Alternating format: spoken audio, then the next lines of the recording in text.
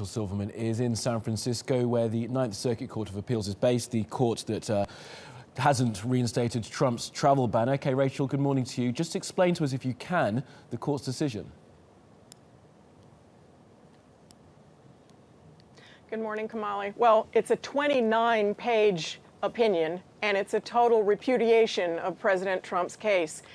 It prevents the reinstatement of the president's executive order that had suspended travel from 7 predominantly Muslim countries and limited the nation's refugee program.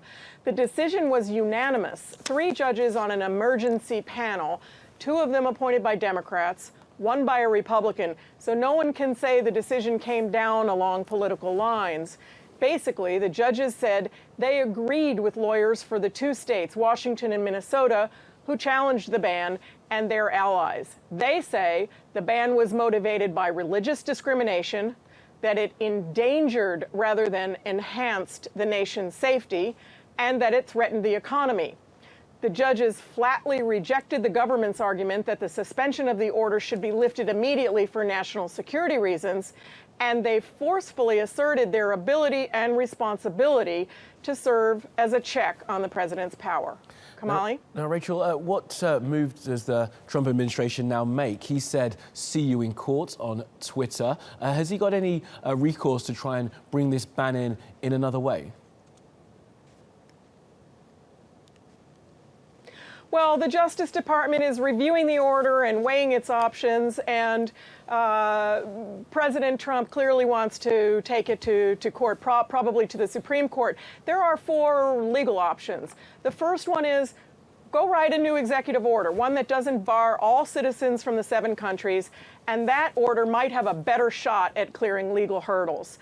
The second option would be to allow the appeals court ruling to stand and let the lawyers fight it out in Washington state. This ruling, remember, was only about the temporary suspension of the order, not about the order itself. The third possibility is to take this fight to the full panel of the appeals court. This panel was only made up of the 3 emergency judges, and legal analysts tell me that if all 11 judges on this court heard the case, the ruling might be different. But then the fourth option, the one that most people are talking about, is for the Department of Justice to appeal directly to the Supreme Court. Now, that's not a slam dunk case. That could be difficult because as the court is shorthanded right now, and it is split evenly along ideological lines amongst liberals and conservatives, a 4-4 deadlock would mean that today's ruling would stand. Absolutely. And okay, Rachel, for the people who are trying to get to the United States, what effect does this have on them now? I assume they can just travel to the US as normal.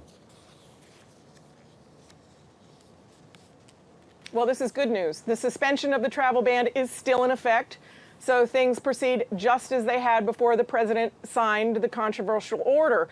That means that people from Iran, Iraq, Libya, Somalia, and the other countries with visas can continue to enter the United States, and it also means that refugees from around the world who were subject to a temporary ban are no longer blocked either. So it's a safe bet that people who've got the means and who want to come to the United States will be making their plans to do so as soon as they can. Kamali? Okay, Rachel, for now, thank you very much from San Francisco.